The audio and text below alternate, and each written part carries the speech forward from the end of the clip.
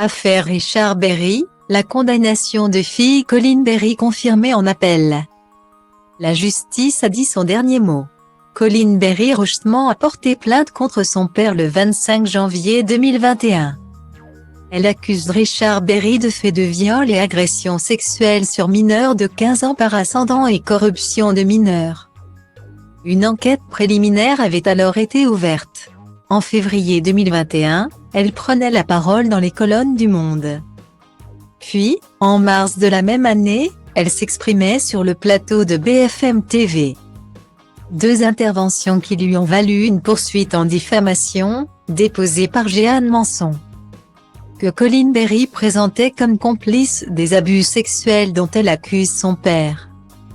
Le 14 avril 2022, le tribunal d'Aurillac dans le Cantal a condamné Colleen Berry à verser une amende de 2,000 € pour ses déclarations, 20,000 € au titre du préjudice pour la plaignante Jeanne Manson, associée aux accusations d'inceste portées par la fille de Richard Berry, et 5,000 € au titre des frais de justice.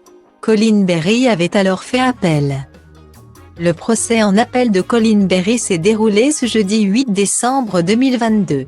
Elle a été condamnée à la même peine qu'en première instance, à savoir 2,000 € d'amende et 20,000 € de dommages-intérêts, révèle l'AFP. Il ne s'agit pas d'une décision de justice, il s'agit d'un scandale pur et simple, a réagi son avocat maître Patrick Lugman. On a l'impression que c'est une époque qui cherche à se venger d'une autre. Nous n'en resterons pas là. Le but de cette procédure était de faire taire Colleen Berry et les autres victimes d'abus et d'inceste. Mais Colleen Berry ne se taira pas, a ajouté la défense. Et de déclarer, le premier jugement a été rendu alors que l'enquête sur les faits dénoncés par Colleen Berry n'était même pas close. Entre-temps, l'enquête a requalifié les faits et a classé la plainte pour cause de prescription et non d'insuffisance de preuves. Il n'est pas acceptable que, dans ce contexte, Colleen Berry soit sanctionnée pour diffamation.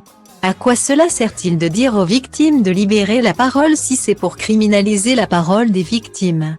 Affaire à suivre.